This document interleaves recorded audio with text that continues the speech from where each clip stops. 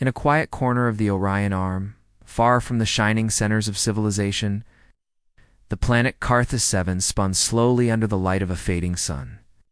Once it had been a place of promise, a bright jewel in the network of the interstellar concord. Ships came and went, traders filled its skyports, and cities lit up the dark side of the planet like stars. Then, without warning, a wormhole collapsed. It had been the only direct link between Carthus 7 and the rest of known space. In one moment, the colony was cut off from everything: supplies, aid, communication, and hope. Panic followed. Then silence. With no way to reach them and little incentive to try, the Concorde eventually turned its attention elsewhere. Maps were redrawn. Carthus 7 became a forgotten dot, marked only by a footnote, no longer viable. The people who lived there, called Carthians, refused to fade away. Their cities, once powered by clean energy cores and solar fields, slowly dimmed. Factories fell silent. Skyscrapers became shelters. Yet the Carthians adapted. They scavenged what still worked. They learned to grow food in underground chambers, recycled every drop of water, and reprogrammed old maintenance drones to build what they no longer had hands for. Technology was not advanced anymore, but it was clever, held together by wire, faith, and determination. Generations passed, and new leaders emerged.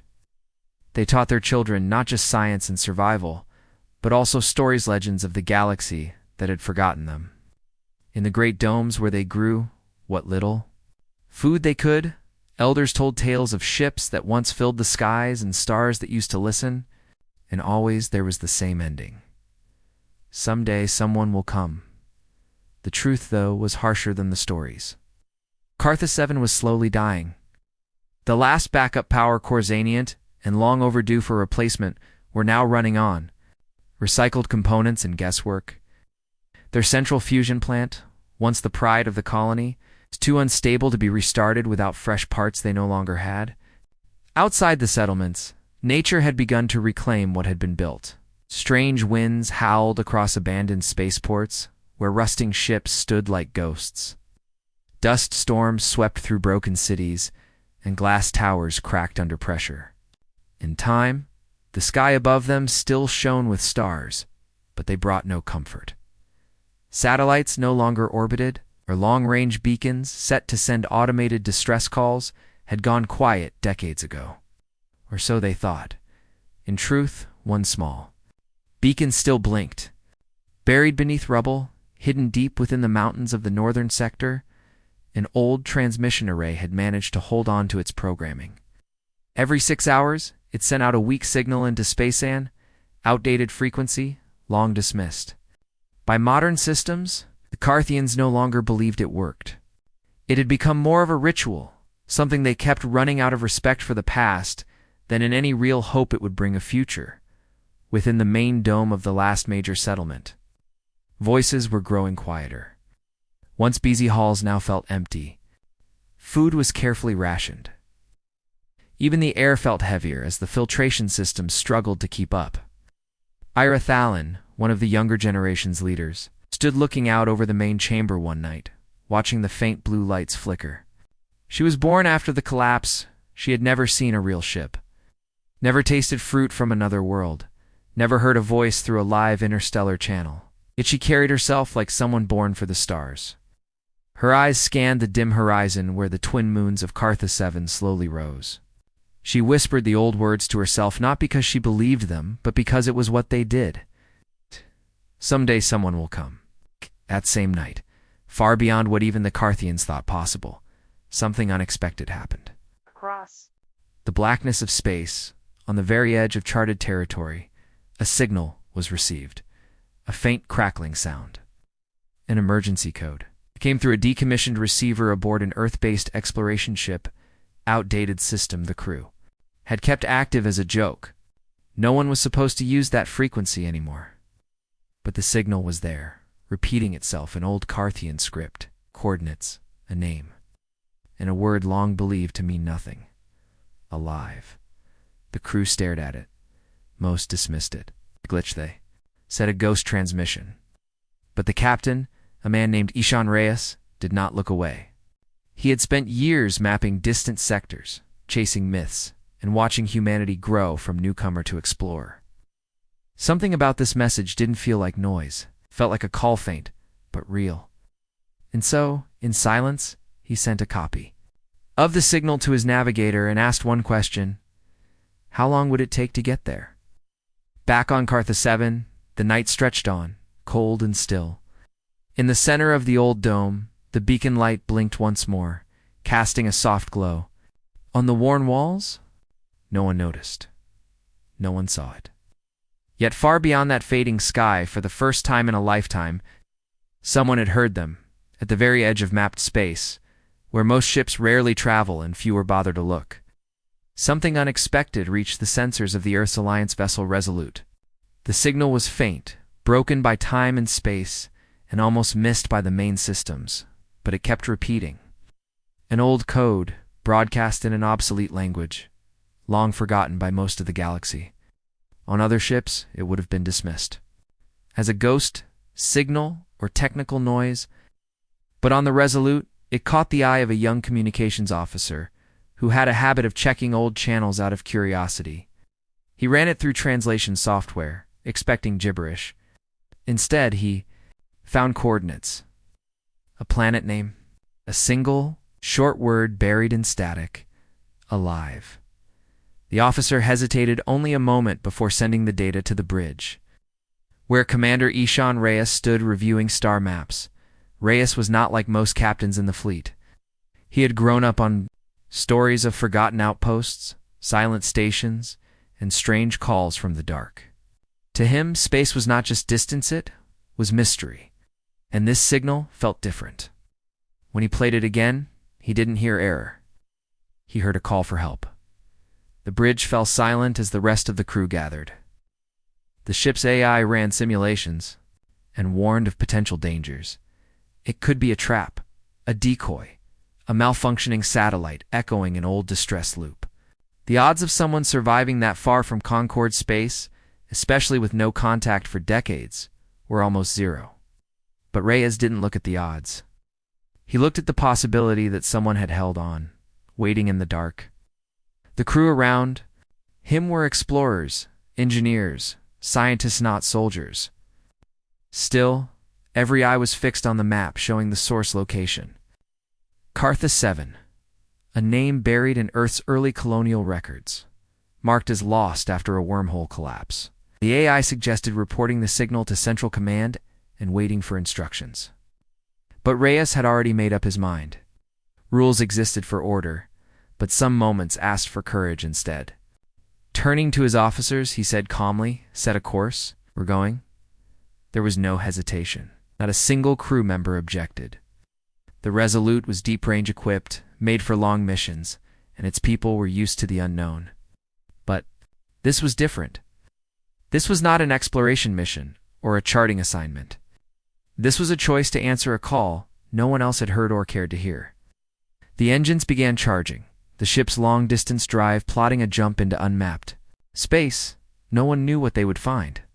The signal had come from a dead zone, a place considered unreachable since the Concorde had marked it off limits.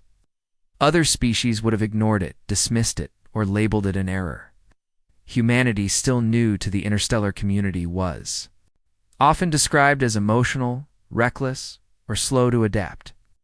But the Resolute's crew didn't care about reputation. They were not out to prove anything. They simply believed that if someone had survived out there for so long, they deserved to be heard, not forgotten, as the ship prepared for jump. Reyes stood alone in the viewing deck, staring out at the field of stars. He thought of how many voices had been lost to space, how easy it was for the powerful to forget the weak, for progress to leave people behind. But humanity had always been different. On Earth, history was filled with moments when someone had gone back, had dared to return when others walked away. The AI gently reminded him again, the signal could be an echo, nothing more. But Reyes just nodded. "Then we'll know," he replied. "Either way, someone has to go look." With a deep hum, the Resolute slipped out of charted space, crossing the invisible border between known and forgotten. Stars blurred past the windows. A quiet feeling filled the ship, not fear, but purpose. In the days that followed, the crew kept watch. Long-range scans showed little: debris fields, a few drifting satellites, and silence. But the signal was growing stronger. It's not clearer, but steadier, like a heartbeat buried beneath layers of interference. It was real. Something was still broadcasting. From Carthus 7, systems technician Mira Chow began rebuilding old Earth databases to understand the signal's original formatting.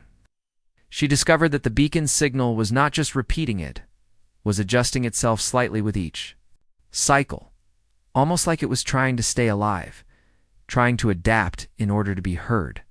That detail changed everything. Now it wasn't just a broadcast. It was a sign of intelligence, of effort, of someone on the other end, still trying. Word spread among the crew, and a sense of quiet excitement grew. They weren't chasing shadows, they were heading toward a voice that had never stopped speaking. Finally, after days of travel, the Resolute exited near the coordinates. A thick cloud of cosmic dust hung across the region, dimming the stars and making sensors struggle. The planet came into view darker than expected, with patches of artificial structure barely visible under clouds and decay. No traffic, no orbiting, satellites, no welcoming lights. Just a single flickering signal pulsing steadily from the planet's northern hemisphere. Carthus 7 was real, and so was the call. Reyes looked at his crew and said the words that would be remembered later across Earth and beyond. They thought no one would come. Let's prove them wrong. The Resolute emerged from hyperspace, not with grace, but with controlled force. Its hull shuddering slightly as it cut through the layers of static and debris clouding the forgotten edge of Carthus 7, the ancient wormhole. Net once the planet's only lifeline to the galaxy, still floated dead and fractured in orbit. A web of collapsed energy gates and silent beacons. No one had dared approach it in decades. Most explorers avoided such regions entirely, fearful of instability, collapse, or worse.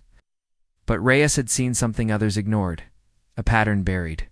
In the old Concord blueprints, a dormant backdoor channel hidden in the system's original fail-safe protocols. It had taken the full power of the Resolute's AI and the courage of its engineers to reactivate it, not with grace, but with determination. The ship forced its way through the interference like a blade through ice. Its systems pushed to the edge for a brief moment. Alarms screamed across the bridge. Then everything went silent, and they were in. Below them, Carthus 7 turned slowly under cloud and shadow. Its surface looked bruised and dark from orbit, marked by collapsed structures and quiet cities long forgotten by the stars. And yet near the northern hemisphere, a faint flicker, one consistent with artificial light, broke through the dust. On the surface, the people of Carthus 7 gathered at the edge of their largest surviving dome. Their breath held as a single streak of fire crossed the sky. Children stared with wide eyes. Elders fell to their knees. Most simply stood in silence, too stunned to speak. The ship descending through the clouds was like nothing they had seen in generations. Sleek, dark, alive with blue light and purpose. As it neared the ground, its hull turned slightly, revealing a symbol long thought lost to history. Earth's twin ring and flame insignia, bold and bright against the steel. Whispers spread like wind through the crowd. It's Earth, someone gasped. It's real. But for many, the feeling was not joy. It was caution. The last time outsiders had promised help, they had disappeared. The Concorde had turned its back. Time had buried their faith. And now, with their world hanging by a thread, the sudden arrival of a ship from forgotten Earth felt less like salvation and more like a question waiting for an answer. The ramp opened slowly, steam rising around the landing zone. Commander Reyes stepped forward first, helmet tucked under his arm, followed by a small team of scientists, medics, and engineers. They carried no weapons, no armor-only gear, food containers, and diagnostic tools. They looked tired, but determined. Facing them across the cracked landing zone was a line of Carthian leaders, led by Ira Thalon, tall and composed, her eyes sharp with years of responsibility. For a long moment, no one spoke. The silence stretched. Then Ira stepped forward, stopping just short of the Earth team. "We don't need rescuers," she said calmly. her voice echoing across the dome. "We need allies." The words held weight. They were not a rejection, but not an embrace either. Reyes nodded once, his voice steady. "Good," he replied. "We brought friendship, not charity." That quiet exchange, something shifted. It's not warmth. Not yet. But the walls began to lower. The Carthians were a proud people. They had survived storms, starvation, and the slow decay of their world. They had taught their children to grow crops in dead soil, to repair machines older than their grandparents, to keep ancient power cores running on patchwork and luck. They had become masters of survival. And now, faced with strangers from a home world most had never seen, they had every reason to stay guarded. Reyes understood this. He did not lecture, did not command. Instead, he listened. His team set up scanners not to take control, but to understand. They shared water filters, power cells, and tools, always asking first, never assuming. Slowly, the people of Carthus 7 began to respond. A mechanic named Soren helped the Earth engineers reroute a damaged energy conduit. A teacher named Lyra offered to translate the newer dialects. Even the children, at first shy, began to circle the visitors, curious about their strange accents and glowing tools. Still, trust was not given easily. That night, in a gathering inside the central hall, Carthian council members questioned Reyes. Directly, why now? Why come at all, when the Concord had left them to die? Reyes did not give a speech. He spoke simply, explaining the signal, the journey, the choice to come without orders. "We heard you," he said, "and we couldn't ignore it." That honest awe, and without pride, cut through years of silence. Ira, watching him carefully, felt something shift deep within her. Not belief, not yet, but maybe the first piece of it. Outside, the stars blinked coldly above the broken dome. The Earth ship stood like a shadow against the sky, its lights blinking steadily.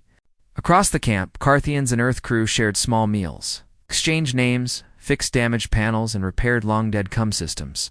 Something unfamiliar had returned to Carthus 7, not power or control, but possibility. They had not been saved, but they had been seen. And perhaps, for the first time in a long time, they were no longer alone.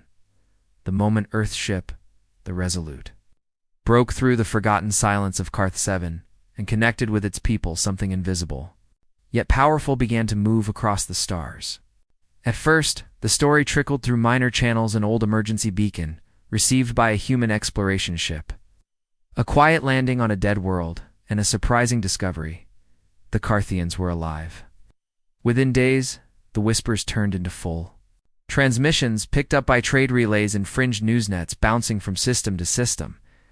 A species many still considered unrefined, barely above colony-grade civilization, had done what no major power had attempted. They had crossed into unstable space, broken through a dead wormhole net, and reached a world abandoned by the interstellar Concord itself. And they hadn't come to conquer, claim, or mine. They had come because they heard someone call. That single detail made the story different. It wasn't about strategy or resources, it was about choice. The Concord Council, caught off guard, quickly released statements praising the ongoing unity of galactic cooperation. But their words felt empty, especially to those who remembered how quickly Carthus 7 had been written off. In private meetings, Concord officials scrambled to explain how Earth's ship had acted without oversight, while publicly trying to align themselves with the mission's success. It was too late. The galaxy had already drawn its own conclusions. All across inhabited space, the story of Carthus 7 took root. Media broadcasts showed images of the Resolute landing, of Carthian children seeing Earth tech for the first time, of Commander Reyes speaking with local leaders, not above them, but beside them. It wasn't polished, it wasn't perfect, but it was real. People watched and asked questions. Why didn't the Concord go? Why did Earth care? And what would they do next? Other species, many of whom had quietly given up on lost colonies of their own, suddenly sent envoys to Carthus 7 to offer help, others to save face. The Telnari, who once led the Concord's rescue division, sent a diplomatic team carrying supplies and apologies. The Viren, a cautious species known for their silence, sent observers to monitor Earth's growing influence. Some came out of curiosity, others out of fear. Because beneath the headlines and admiration, another kind of conversation was happening, one not broadcast, but whispered in high chambers and command circles. If this is what humanity does as explorers, what might they become as leaders? If a young low-tier species could cross dead space and reach the unreachable, not for power but for principle, what else might they dare to do? Behind locked doors on Concord stations, quiet meetings turned heated. Some officials argued that Earth had broken protocol and endangered its own people by acting without permission. Others warned that Earth's example would encourage reckless behavior from younger species. But more than a few admitted, sometimes reluctantly, that humanity had done what others could not, would not. And that made them dangerous in a new way. It's not for their weapons or ships, but for their belief. Belief that the forgotten still mattered. Belief that being small did not mean being powerless. Belief that someone, somewhere, should always answer. A call for help. It wasn't just what humanity had done, it was why they did it. That made certain leaders nervous, because for all the treaties and trade routes, the galaxy had learned to work in numbers, data, and diplomacy. But belief? It was harder to measure, impossible to control. Back on Carthus 7. The Earth team worked side by side with the Carthians to repair damaged systems, share knowledge, and reestablish stable connections to orbit. Progress was slow but steady. And through it all, more ships arrived, some with aid, some with questions, and a few with quiet warnings. Be careful, one envoy told Reyes during a private walk through the half-lit dome, when you remind people what they forgot. It doesn't always make you friends. Reyes simply nodded. He had expected this. Earth's mission had never been about fame or politics. It had been about showing up. Still, even he couldn't ignore the new signals appearing on long-range scans. Unidentified probes watching from nearby systems, drones silently observing. In one deep space anomaly, something old, unmapped, and now active approaching slowly from beyond the edge of known space. It wasn't responding to hails, wasn't registered in any database, but it had changed course the moment Earth's transmission from Carthus 7 went public. Something else was listening, something that hadn't moved in a long time. Among the crew of the Resolute, there was both pride and unease. They had done something historic, but they also knew that attention brought risk. Carthus 7 had gone from being a lost world to the center of political tension, scientific interest, and quiet power struggles.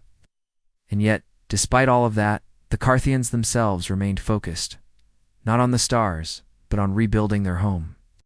With Earth's help, they had reopened their first functioning hydro system in over 2 decades.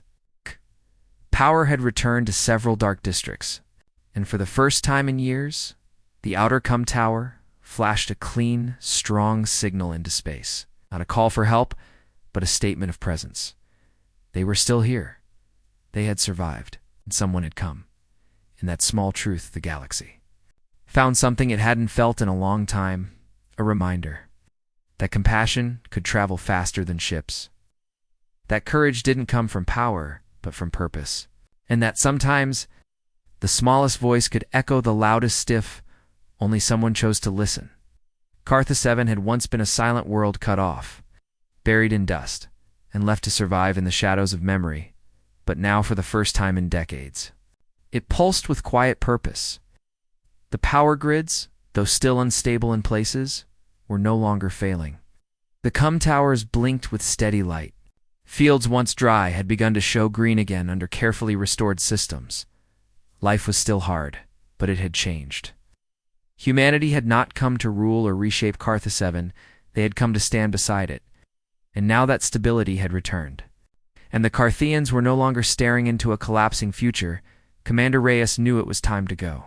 Not because his mission was over, but because it was only the beginning.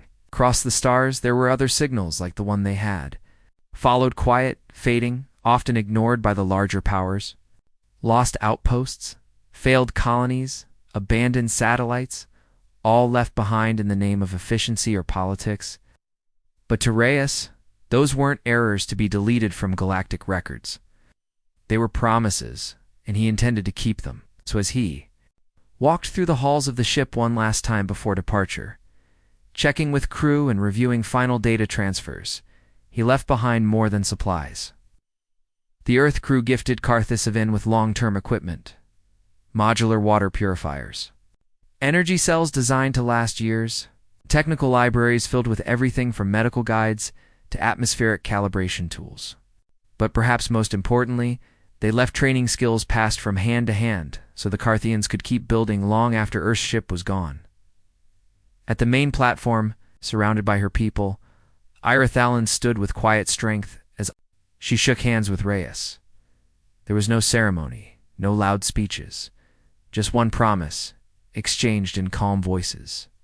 Reyes said, "You're not alone anymore."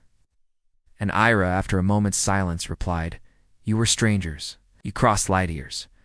And you didn't come to attack you, came to stay." A message was prepared, and hours later, it was transmitted directly to the Concord counselor's short statement from Ira herself.